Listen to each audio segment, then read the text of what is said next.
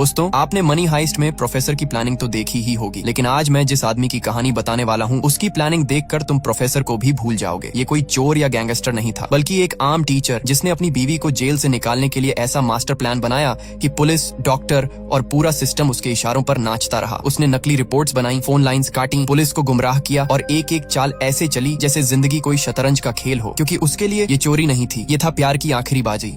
कहानी की शुरुआत होती है एक काली सन्नाटे से भरी रात से, जब जॉन ब्रेनन नाम का एक कॉलेज टीचर बेहद घबराया हुआ अपनी कार को तेजी से चला रहा होता है। उसकी कार की बैक सीट पर एक घायल ड्रग डीलर पड़ा है जिसे गोली उसी ने मारी है। अब सवाल ये है, एक सीधा साधा कॉलेज टीचर आखिर जेल तोड़कर अपनी बीवी को भगाने के लिए किस हद तक जा सकता है? इसका जवाब आपको तभी समझ आएगा जब आप उसका वो जीनियस प्लान सुनेंगे, जो सुनकर खुद पुलिस भी हैरान रह गई थी। कहानी 3 साल पहले की है, जब जॉन अपनी पत्नी लारा और बेटे ल्यूक के साथ अपने खूबसूरत घर में हंसी खुशी जिंदगी गुजार रहा था। लारा को डायबिटीज थी, इसलिए हर सुबह की तरह वो अपना इंसुलिन इंजेक्शन ले रही थी, लेकिन तभी उसकी नजर अपनी जैकेट पर पड़े खून के एक छोटे से धब्बे पर पड़ी। वो फौरन उसे धोने के लिए सिंक की तरफ भागी, मगर इससे पहले कि वो कुछ समझ पाती, दरवाजा जोर से खुला और पुलिस अंदर घुस आई और बिना कुछ पूछे लारा को कत्ल के इल्जाम में गिरफ्तार कर लिया गया। बाद में कोर्ट ने लारा को दोषी करार देकर उम्र कैद की सजा सुना दी, लेकिन अब भी कोई ठोस सबूत नहीं था जो पुलिस को फिर से जांच करने पर मजबूर कर सके, बल्कि सारे मौजूदा सबूत तो लारा के ही खिलाफ थे। जैसे उसके ऑफिस की एक सहकर्मी ने उसे कत्ल की जगह से निकलते हुए देखा था, उसकी जैकेट पर खून के निशान मिले थे और जिस हथियार से कत्ल हुआ था उस पर उसकी उंगलियों के निशान थे। ये सब देखकर वकील ने जॉन से साफ कह दिया, जिसके बाद जॉन ने ठान लिया और सीधे कहा वो जेल से जरूर बाहर आएगी, चाहे कुछ भी हो जाए। इसके बाद वो लारा से मिलने पहुंचा और वकील की कही बातें उसे बताई। जॉन की आंखों में आंसू थे और उन्हें देखकर लारा सब समझ गई। उसके चेहरे पर निराशा उतर आई, वो फूट फूट कर रोने लगी, जैसे अब उसके अंदर उम्मीद की आखिरी किरण भी बुझ गई हो। लेकिन किस्मत जैसे जॉन का इम्तिहान ले रही थी। उस रात उसे खबर मिली कि लारा को अचानक अस्पताल में भर्ती कराया गया है। वो बिना एक पल गंवाए वहां पहुंचा, मगर अस्पताल के स्टाफ ने उसे लारा से मिलने नहीं दिया। जॉन ने डॉक्टर और पुलिस से खूब बहस की, झगड़ा किया। आखिरकार उसे थोड़ी देर के लिए मिलने की इजाजत मिल ही गई। जब वो अंदर गया, उसने देखा कि लारा को हथकड़ी से बिस्तर पर बांधा गया है और उसकी कलाई पर पट्टी बंधी हुई है। बस एक नजर में ही जॉन सब समझ गया। लारा ने शायद जिंदगी से हार मान ली थी। उसी पल जॉन के भीतर कुछ टूट गया और उसने मन ही मन कसम खाई कि अब चाहे दुनिया उसके खिलाफ क्यों ना हो, वो लारा को जेल से बाहर निकाल कर ही रहेगा। अब जॉन ने अपने मिशन की तैयारी शुरू की। वो जेल से भागने पर लिखी हर किताब पढ़ने लगा, हर छोटी बड़ी जानकारी इकट्ठा करने लगा। फिर वो डेमन नाम के एक शख्स से मिलने गया जो अब तक 7 बार जेल से भाग चुका था। डेमन ने उसे समझाया, अगर सच में भागना है तो दिमाग खुला रखना होगा। जेल की रोजमर्रा की जिंदगी में ऐसी बारीकियां ढूंढनी होंगी जिनसे सिस्टम में दरार डाली जा सके, और सबसे जरूरी, अपनी मंजिल पहले से तय कर लो। ऐसी जगह जहां कम लोग जाते हो, कोई टूरिस्ट ना हो और रास्ता बस, ट्रेन या एयरपोर्ट इन सबसे दूर हो, क्योंकि जब सिस्टम गिरता है सबसे पहले वहीं से ढूंढना शुरू किया जाता है। इसके अलावा उसे ऐसे नकली कागजात बनवाने होंगे जिन्हें कोई आसानी से पहचान न पाए और किसी दूसरी स्टेट से भागना होगा। सबसे जरूरी बात, सारा पैसा नकद कैश रखना होगा ताकि ट्रांजैक्शन से उसकी लोकेशन ट्रेस न हो सके। इसका मतलब था कि उसे इतना कैश इकट्ठा करना होगा जो करीब 5 साल तक चले, क्योंकि तब तक केस थोड़ा ठंडा पड़ जाएगा। इस प्लान का सबसे मुश्किल हिस्सा था पिट्सबर्ग शहर के ब्रिज पार करना, क्योंकि 9/11 के बाद से वहां की पुलिस ने पूरा शहर सिर्फ 15 मिनट में सील कर देना सीख लिया था। इसके अलावा उसे अपने माँ बाप और दोस्तों से हमेशा के लिए दूरी बनाए रखनी होगी और अगर जरूरत पड़ी तो शायद उसे किसी की जान भी लेनी पड़े। ये सब सुनकर जॉन घर लौटा और फिर उसने एक दीवार पर नक्शे और तस्वीरों को चिपकाकर अपने प्लान का हिसाब लगाना शुरू कर दिया। जब भी वो जेल में लारा से मिलने जाता, वो वहां की छोटी छोटी बारीकियों को बड़े ध्यान से नोट करता। उसने देखा कि लिफ्ट में एक होल था और दूसरी तरफ कुछ कर्मचारी छत की लीकेज ठीक करने आए हुए थे। साथ ही उसने ये भी नोट किया कि कौन से ट्रक रोज वहां रुकते थे। अब जॉन इस प्लान में इतनी गहराई से उतर चुका था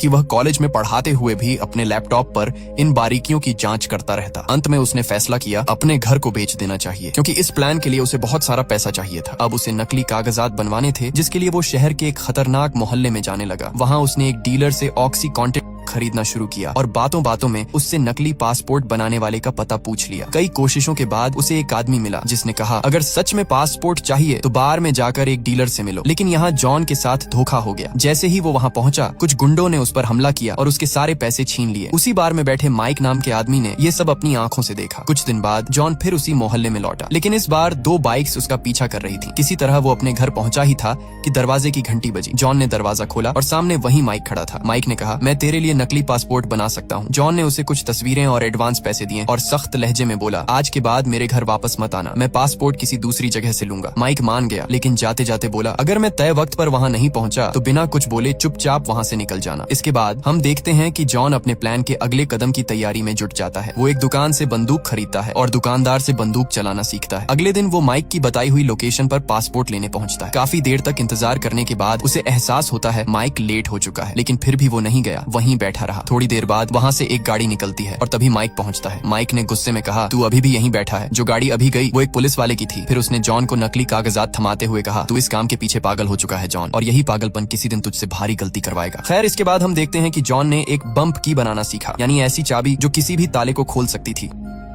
उसने इंटरनेट से देखकर वो चाबी खुद बनाई और तय किया कि अगली बार जब वो जेल जाएगा तब इसका इस्तेमाल करेगा। जिस दिन वो जेल पहुंचा, उसने मेटल डिटेक्टर में अपनी बाकी चाबियों के साथ वो बम्प की भी डाल दी और जैसे ही वो डिटेक्टर से आगे बढ़ा, उसने पुलिस के देखने से पहले ही चुपके से चाबी उठा ली। बाकी लोगों के साथ चलते हुए जॉन जानबूझकर सबसे पीछे रहा। मौका मिलते ही उसने एलिवेटर में चाबी लगाने की कोशिश की, मगर बदकिस्मती से चाबी टूट गई और उसका आधा हिस्सा लॉक के अंदर ही फंस गया। जॉन ने उसी पल अपने हाथ में मौजूद दूसरा हिस्सा फेंक दिया और ऐसे खड़ा हो गया जैसे कुछ हुआ ही न हो। कुछ ही पलों में एक पुलिस वाला वहां पहुंचा और टूटी हुई चाबी देख ली। तभी जेल के सभी विजिटर्स से पूछताछ शुरू हो गई। जब जॉन की बारी आई तो उसने सिक्योरिटी कैमरे की फुटेज देखकर चालाकी से कहा, मैं तो इसमें दिख ही नहीं रहा, ये लंबा आदमी है ना, इसके पीछे खड़ा था मैं। ये सुनकर ऑफिसर को उस पर थोड़ा शक तो हुआ, मगर सिर्फ शक के दम पर कोई कार्रवाई नहीं की जा सकती थी, इसलिए उन्होंने जॉन को जाने दिया। जैसे ही जॉन जेल के दरवाजे से बाहर निकला, घबराहट के मारे उसकी हालत बिगड़ गई। ये सब डिटेक्टिव क्विनन ने देख लिया और अब उसे भी जॉन पर शक होने लगा। तब से क्विनन ने चुपके से जॉन पर नजर रखना शुरू कर दी, लेकिन जॉन इससे बिल्कुल अनजान था। वो तो धीरे धीरे अपने घर का सामान बेचने में लगा हुआ था और जब भी उसका भाई मिलने आता, जॉन छिपकर बैठ जाता ताकि कोई उसके हालात न समझ सके। एक दिन दोपहर में जॉन अपने बेटे ल्यूक को पार्क ले गया, जहां ल्यूक के दोस्त कैरी की मां ने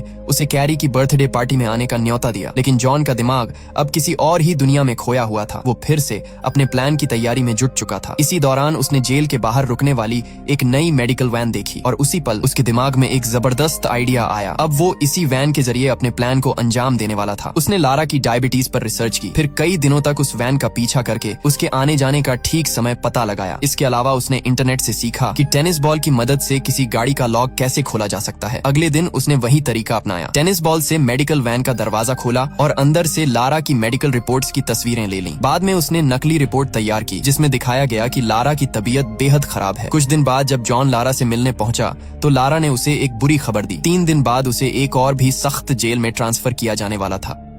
ये सुनकर जॉन के पैरों तले जमीन खिसक गई। अब उसके पास सिर्फ 3 दिन थे अपने प्लान को पूरा करने के लिए। सबसे बड़ी परेशानी ये थी कि उसका घर अभी तक बिका नहीं था और उसके पास वो पैसे नहीं थे जिनसे भागने का इंतजाम किया जा सके। आखिरकार जॉन ने अपनी बंदूक उठाई और एक बैंक लूटने के इरादे से निकल पड़ा, लेकिन वहां पहुंचकर भी वो खुद को रोक न सका। उसके हाथ कांपने लगे और वो हिम्मत नहीं जुटा पाया। कुछ देर तक बैंक के बाहर खड़ा रहा, फिर चुपचाप लौट आया। बाद में वो फिर से लारा से मिलने जेल पहुंचा और कहा कि वो उसे दूसरी जेल में भेजे जाने के खिलाफ अपील करेगा। ये सुनकर लारा गुस्से से भर गई क्योंकि जॉन अब भी हकीकत को स्वीकार करने को तैयार नहीं था। लारा ने कहा, तुम किसी सपने में जी रहे हो जॉन, तुम्हें लगता है कि मैं यहाँ से छूट सकती हूँ, लेकिन हकीकत ये है कि ऐसा कभी नहीं होगा। आखिरकार जॉन को रोकने के लिए लारा ने आंसू भरी आंखों से कबूल कर लिया कि उसने ही कत्ल किया था। वो चाहती थी कि जॉन अपनी जिंदगी में आगे बढ़े, किसी और के साथ एक नई शुरुआत करे, लेकिन जॉन को अब भी उस पर यकीन नहीं हुआ। वो फिर से लारा से मिलने गया, इस बार और भी मजबूत इरादे के साथ। उसने लारा से कहा, तुम हिम्मत मत हारो, मैं तुम्हें यहाँ से जरूर निकालूंगा। अब जॉन को जैसे तैसे पैसों का इंतजाम करना था। रात होते ही वो उसी खतरनाक मोहल्ले में लौटा। वहाँ उसने एक डीलर का पीछा किया और उसके बॉस के घर तक पहुँच गया। मौका मिलते ही जॉन ने अचानक डीलर को पकड़ लिया और उसे धक्का देकर घर के अंदर घुस गया। इसी दौरान घर के कुत्ते ने उसकी टांग पर काट लिया, लेकिन जॉन ने बंदूक तान दी और उन्हें डराते हुए बोला, एलेक्स, कुत्ते को कमरे में बंद करो, अभी के अभी। अब जॉन ने उनसे पैसों की मांग की तो उन्होंने डर के मारे अपनी जेब में रखे सारे पैसे उसे दे दिए। एलेक्स ने ठंडी हंसी के साथ कहा, तेरे अंदर किसी को मारने की हिम्मत नहीं है, कुत्ते तक पर गोली चला नहीं पाया तू। लेकिन तभी जॉन ने विस्की की बोतल जमीन पर उड़ेल दी और एक चिंगारी से उसमें आग लगा दी। आग की लपटें देखते ही कमरे का माहौल डर और तनाव से भर गया। एलेक्स घबरा गया और बोला, घर में एक बच्चा है। वो बच्चे को बचाने के लिए ऊपर की तरफ भागा, लेकिन जॉन ने भी फौरन डीलर को अपनी ढाल बनाकर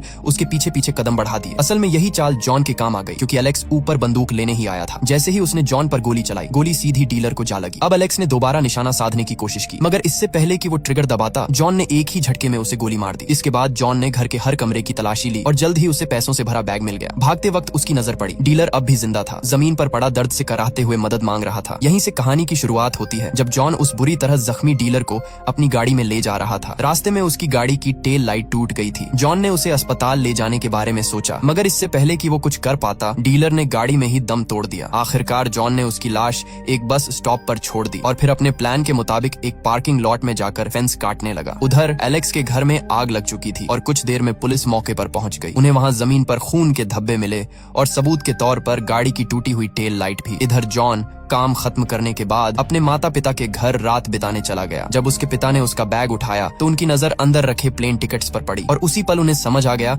कि जॉन क्या करने जा रहा है। अगली सुबह जाने से पहले जॉन ने लूक से कहा कि वो अपने दादा दादी को गले लगाए, क्योंकि वो जानता था ये उनकी आखिरी मुलाकात होगी। अंत में जॉन के पिता ने भी उसे मजबूती से गले लगाया और भारी मन से अलविदा कहा। आखिरकार आज वो दिन आ चुका था। जॉन अपने प्लान को अंजाम देने वाला था। उसने सारा सामान बांधा और अपने सारे नक्शे और कागज फाड़कर 2 अलग अलग कूड़े के बैग्स में डाल दिए। इसके बाद जॉन मेडिसिन सेंटर पहुंचा और बिना वक्त गंवाए वहां की फोन लाइंस काट दी। फिर वो चुपचाप एक वैन में घुस गया और लारा के ब्लड सैंपल्स बदल दिए। अब असली रिपोर्ट की जगह रख दी गई थी उसकी बनाई हुई नकली रिपोर्ट। इसके बाद जॉन ने लूक को उसके दोस्त कैरी की बर्थडे पार्टी के लिए छोड़ा। जाते जाते उसने कैरी की मां से कहा, अगर मुझे आने में थोड़ी देर हो जाए तो लूक की जेब में उसके दादा दादी का नंबर है।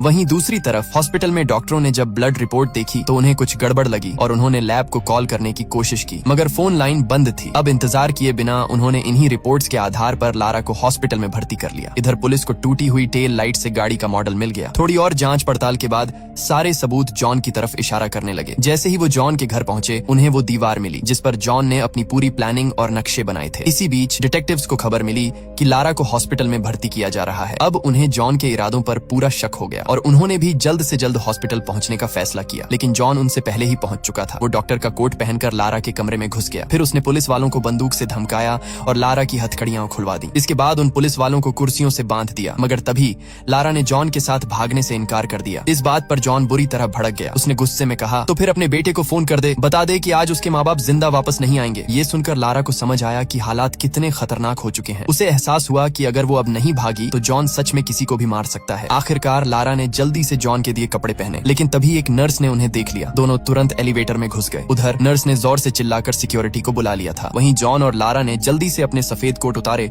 और सीधा लॉबी की तरफ बढ़े, लेकिन वहां तो डिटेक्टिव्स पहले से ही घात लगाकर खड़े थे। उन्हें देखते ही जॉन ने झट से किसी और मंजिल का बटन दबा दिया और डिटेक्टिव सीढ़ियों से नीचे उतरकर उनका पीछा करने लगे। जैसे ही एलिवेटर का दरवाजा खुला, जॉन ने चालाकी से दोनों के कोट सीढ़ियों के पास फेंक दिए और खुद दोबारा एलिवेटर में घुस गया। कोट देखकर डिटेक्टिव्स को लगा कि जॉन और लारा सीढ़ियों से भागकर पार्किंग लॉट की तरफ गए हैं, इसलिए वो भी तुरंत वहीं दौड़ पड़े। मगर असलियत ये थी कि जॉन और लारा वापस लॉबी में उतर चुके थे और कुछ ही पलों में मुख्य दरवाजे से बाहर निकल गए। सड़क पार करते ही जॉन ने अपनी जैकेट बदल ली और एक बेसबॉल टीम के फैंस की भीड़ में खो गया। वो भीड़ स्टेशन की तरफ जा रही थी और इसी भीड़ के बीच जॉन और लारा चुपचाप ट्रेन में चढ़ गए। लेकिन मुसीबत अब भी खत्म नहीं हुई थी। जॉन जानता था कि अगले स्टेशन पर पुलिस उनका इंतजार कर रही होगी, इसलिए अचानक उसने ट्रेन की इमरजेंसी ब्रेक खींच दी। ट्रेन रुकते ही दोनों नीचे कूद पड़े और देखा कि वो ठीक उसी पार्किंग लॉट के सामने है जहां जॉन कुछ दिन पहले आया था। वहीं वो फेंस का छेद अब उनके काम आया। दोनों उसी रास्ते से होकर अंदर पहुंचे जहां जॉन की गाड़ी पहले से तैयार खड़ी थी। अब जॉन ने बिना वक्त गंवाए गाड़ी फुल स्पीड में दौड़ा दी। वो समय रहते पहला ब्रिज पार करने में कामयाब हो गए। अब अगला कदम था लूक को उठाना, मगर यहीं जॉन से एक छोटी सी गलती हो गई। जब वो कैरी के घर पहुंचा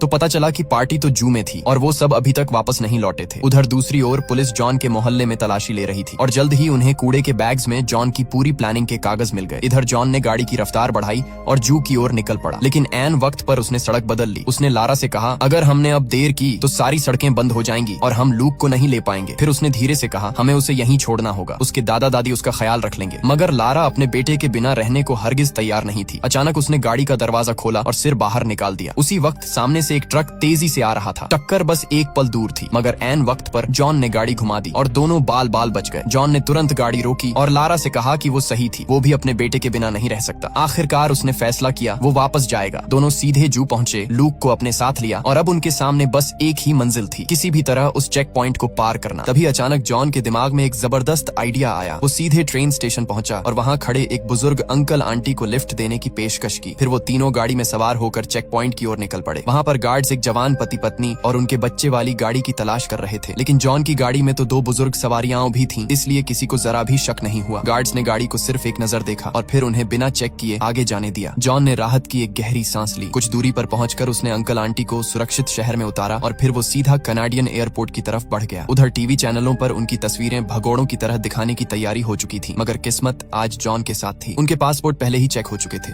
और ठीक उसी वक्त सिक्योरिटी गार्ड की ड्यूटी बदल गई। नया गार्ड ये जानता ही नहीं था कि जॉन और लारा तो पहले ही अंदर जा चुके हैं। उधर जॉन के घर पर जब पुलिस ने कूड़े में फेंके गए कागजों को जोड़ना शुरू किया तो उनमें से हाइती देश की एक तस्वीर मिली। बस फिर क्या था, उन्होंने फौरन हाइती जाने वाली सभी फ्लाइट्स को रोकने का आदेश दे दिया। लेकिन ये जॉन का असली खेल था, क्योंकि थोड़ी देर बाद क्विनन को समझ आया कि उन्हें तो प्लान के सिर्फ आधे कागज ही मिले थे। बाकी आधा हिस्सा जॉन ने जानबूझकर गायब रखा था ताकि पुलिस गलत दिशा में भटक जाए। असल में हाइती का सुराग सिर्फ एक चाल थी, ताकि जब तक पुलिस वहां फंसी रहे जॉन, लारा और उनका बेटा लूक सुरक्षित जगह पहुंच जाए। और हुआ भी वैसा ही। उधर पुलिस हाइती में तलाश करती रह गई, जबकि इधर जॉन, लारा और लूक वेनेजुएला की फ्लाइट में बैठ चुके थे। कुछ दिन बाद हम देखते हैं कि तीनों क्रास्क शहर में एक नई जिंदगी शुरू कर चुके हैं, जहां अब न पुलिस थी न खतरा, सिर्फ प्यार और सुकून। तो क्या आप भी किसी से उतना ही प्यार कर सकते हैं जितना जॉन ने लारा से किया? कमेंट्स में जरूर बताना। मिलते हैं अगली वीडियो में।